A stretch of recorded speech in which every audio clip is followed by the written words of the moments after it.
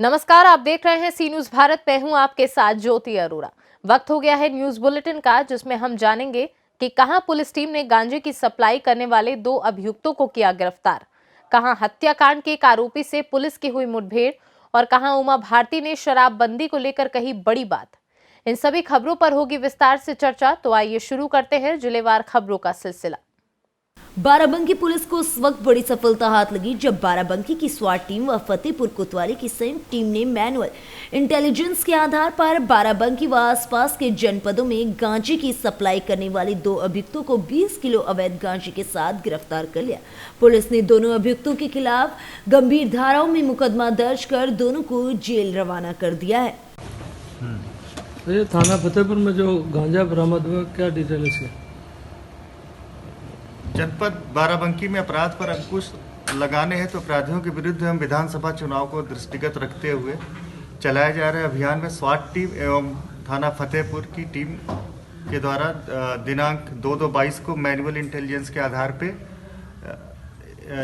एक संदीप कुमार हैं, ये रहने वाले हैं भैया सराय थाना जेठवाड़ा के। दूसरे शिव बहादुर, ये भी देवसराय जेठवाड़ा के ही रहने वाले हैं। इनको 10-10 किलोग्राम गांजे के साथ गिरफ्तार किया गया है। कुल 20 किलो गांजे की बरामदगी हुई है और इनके विरुद्ध थाना फतेहपुर में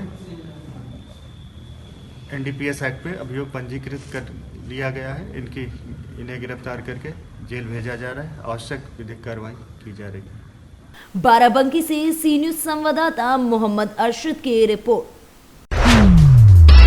चुनावी सीजन में जहां राजनीतिक सरगर्मियां बढ़ी हैं, वहीं अवैध असलहों की मांग बढ़ने से अवैध असलहों के सौदागरों को भी पांव बढ़ गए। लेकिन अवैध असलहों के सौदागरों की सक्रियता के साथ साथ पुलिस भी काफी सक्रिय नजर आ रही है। इसी कड़ी में थाना कोतवाली नगर पुलिस टीम द्वारा जिला बदर अपराधी को गिरफ्तार कर अवैध शस्त्र फैक्ट्री का भांडाफोड़ किया गया। गिरफ्तार अपराधी के कब्जे से 16 निर्मित शस्त्र, कारतूस एवं भारी मात्रा में शस्त्र बनाने के उपकरण बरामद किए गए हैं।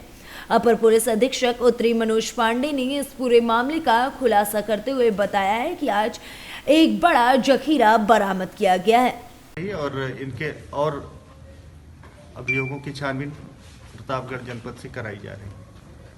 सर, ये एक शस्त्र फैक्ट्री का भी भंडाफोड़ हुआ है, इसकी क्या डिटेल है?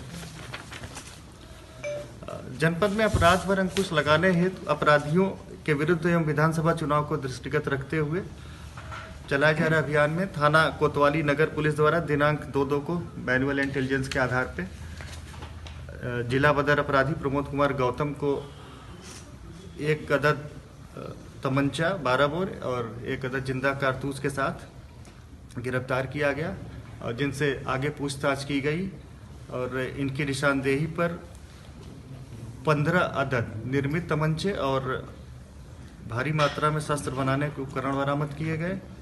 अभियुक्त के विरुद्ध उचित धाराओं में अभियोग पंजीकृत किया गया है।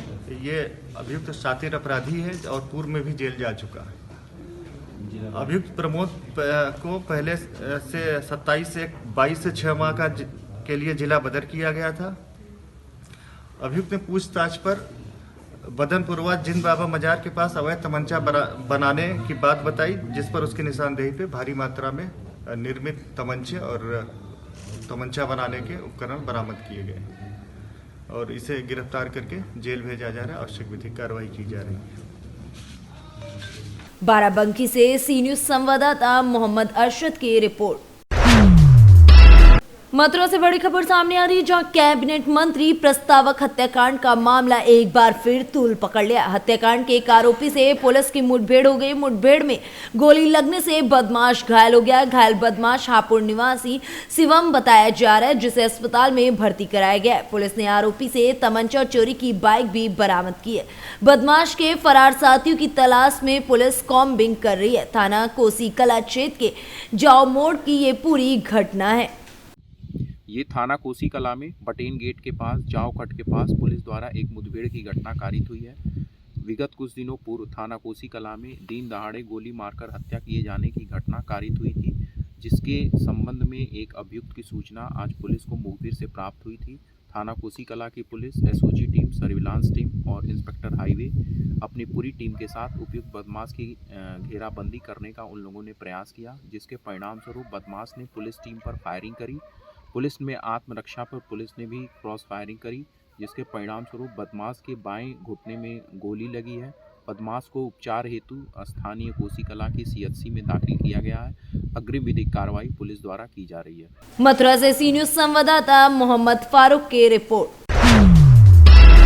मध्य प्रदेश के पूर्व मुख्यमंत्री एवं भारतीय जनता पार्टी की फायर ब्रांड नेता उमा भारती अपने अल्प प्रवास पर आज भगवान राम राजा सरकार की नगरी औरक्षा पहुंची। वहां उन्होंने भगवान राम राजा सरकार के दर्शन के बाद पत्रकारों के सवालों का जवाब देते हुए उमा भारती ने शराबबंदी को लेकर बड़ा बयान दिया। उन्होंने कहा कि 14 फरवरी को यज्ञ समाप्ति के बाद शराबबंदी पर खुलकर फैसला लिया जाएगा और मैं खुलकर बोलूंगी भी। उत्तर प्रदेश चुनाव को लेकर उन्होंने कहा कि हवन समाप्ति के बाद पार्टी जहां की जिम्मेदारी देगी उस राज्य में जाकर चुनाव प्रचार करूंगी। आपने प्रदेश सरकार को 20 जनवरी का अल्टीमेटम दिया था शराबबंदी का लेकर। गंगा सागर में गंगा जी 14 जनवरी को पहुंच गई।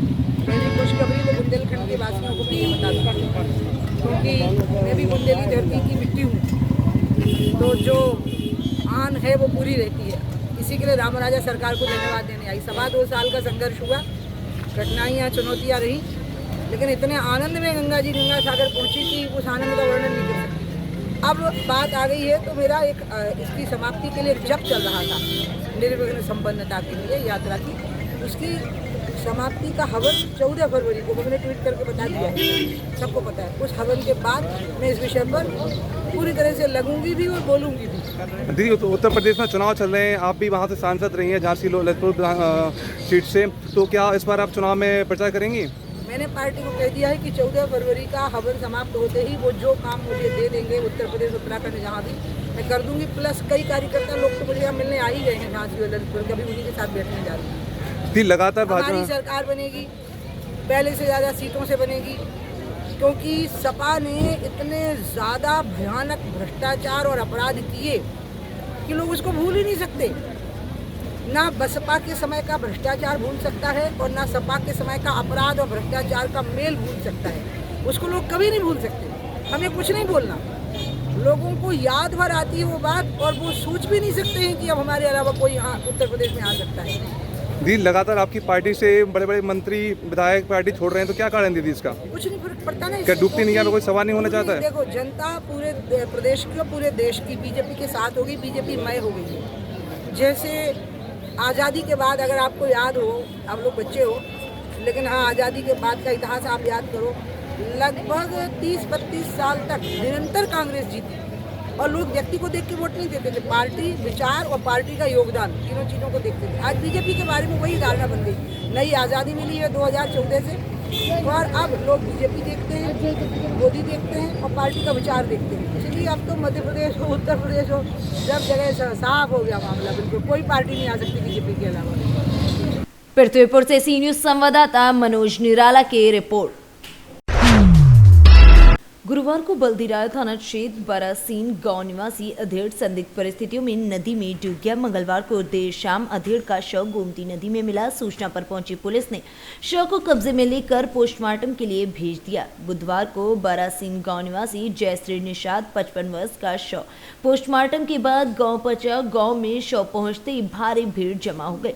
मृतक के भाई नीबूलाल ने मांग रखी कि मृतक भाई जयश्री की 5 संतानें हैं, जिसमें सबसे बड़ा लड़का सोहनलाल 18 वर्ष, दूसरा अनुज 13 वर्ष तथा 3 लड़कियां अंतिम 12 वर्ष, संता 11 वर्ष और सुमन 10 वर्ष हैं। सभी बच्चे अविवाहित हैं और इन लोगों के भरण पोषण का भार इनके पिता जयश्री निषाद पर ही था। परिवार के जीवन यापन के लिए प्रशासन द्वारा ठोस कदम उठाया जाए तथा आर्थिक सहायता भी प्रदान की जाए, उसके बाद अंतिम संस्कार किया जाएगा। मृतक की 2 बड़ी लड़कियों साबरमती तथा किरण की शादी हो चुकी है। मृतक की पत्नी सुभद्रा तथा बच्चों का रो रो कर बुरा हाल है। वहीं एसडीएम वंदना पांडे ने मौके पर पहुंचकर सीओ व कई थानों के थाना अध्यक्ष और पुलिस दल बल के साथ परिवार के साथ मुलाकात करके परिवार की मदद करने का कार्य किया है। नाम है आपका? ये बोला आपके कौन है ये भाई हैं। क्या नाम है इनका? जयश्री।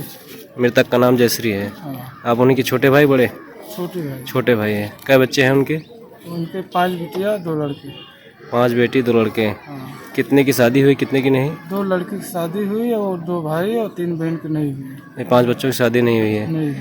प्रशासन से क्या मांग चाह रहे हैं? प्रशासन से सर यही मांग रहा हूँ, इन बाल बच्चे के लिए, इनकी शादी के लिए, फैमिली के लिए कुछ करिए आप लोग। जी।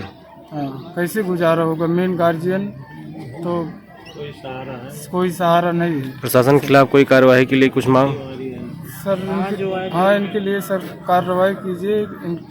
मतलब फैमिली के लिए इनके रिपोर्ट दर्ज किया जाए और इनकी पूरा मांग भी पूरा हो सब सर, शादी ब्याह के लिए, सब चीज़ के लिए सर। जो ये गुनाह किए उनको सजा दें। हाँ, उनको सजा दिया जाए सर, बस। इसमें दोषी के लिए क्या सजा है चाह रहे हैं? तो उसी के लिए सर नदी में कुदा दिया रपट के। सजा क्या चाह रहे हैं, उनकी क्या हो?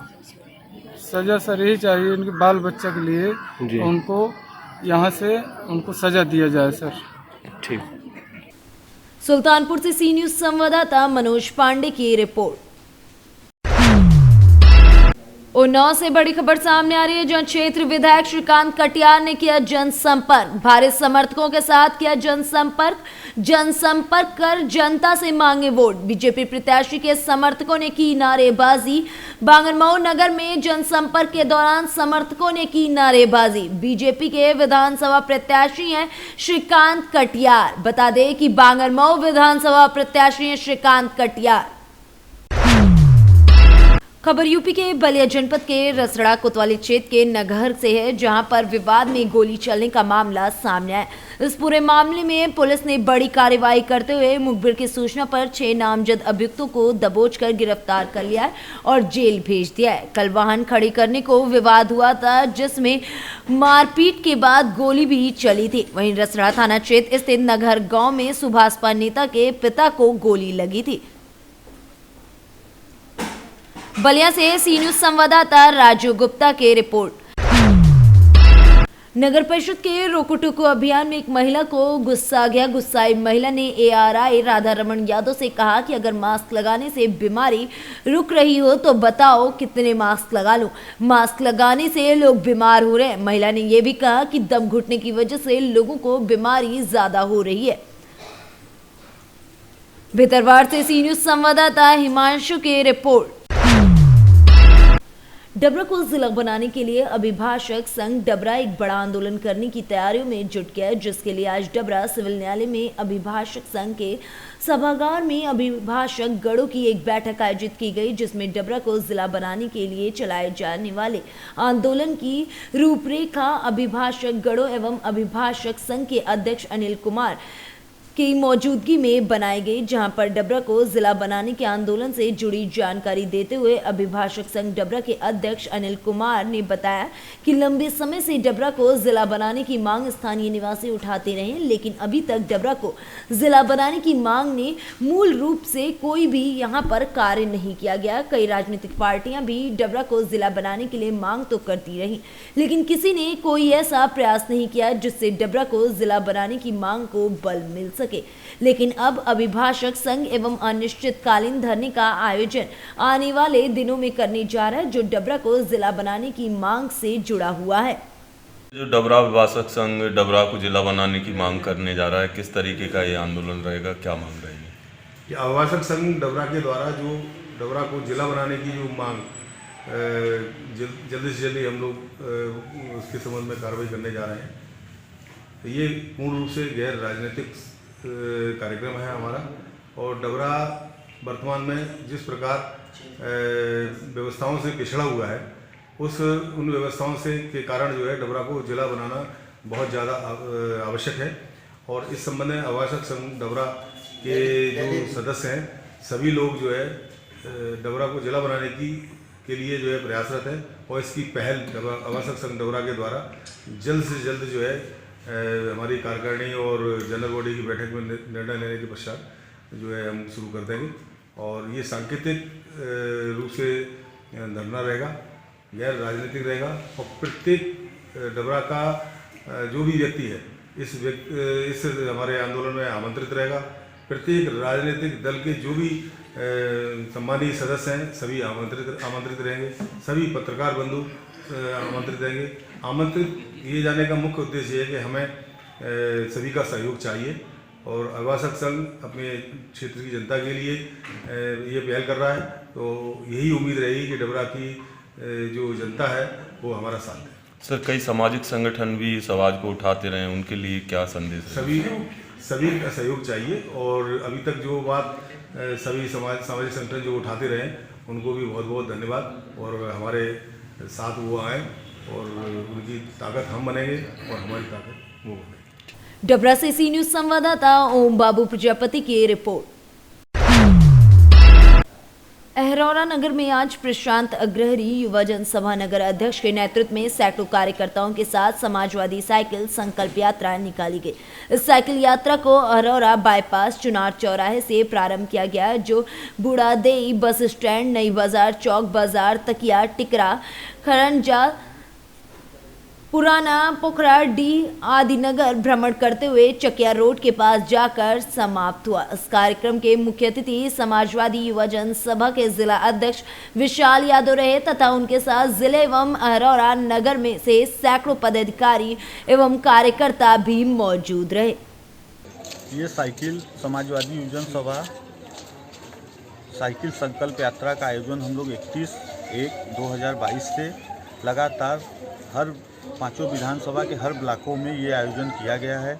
आज इसी उद्देश्य में आज हम लोग नगर हरौरा में इस साइकिल यात्रा का आयोजन किया गया, जो हमारे प्रभारी के रूप में भाई प्रशांत अग्रहरी जी के सौजन्य से किया गया। और इस साइकिल का ये उद्देश्य है कि जो भी हमारे राष्ट्रीय अध्यक्ष आदरणीय अखिलेश यादव जी जो घोषणा पत्र कि हमारी सरकार बनेगी तो हम गरीबों को 300 बिजली यूनिट फ्री देंगे और किसानों को मुफ्त सिंचाई, मुफ्त बिजली का बिल फ्री करेंगे, और जितने भी उन्होंने वादे किए हमारे संकल्प यात्रा में है, और जो हम डोर टू डोर जाके संकल्प यात्रा देने का काम कर रहे हैं।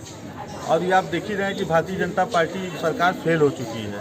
इनके सरकार में कोई खुश नहीं, चाहे नौजवान हो, चाहे मजदूर हो, चाहे किसान हो, चाहे व्यापारी वर्ग हो, सब नाराज चल रहे हैं। इसलिए इस साइकिल से माध्यम से हम लोग डोर टू डोर जाने का काम कर रहे हैं। मिर्जापुर से सी न्यूज संवाददाता अनिल केशरी की रिपोर्ट।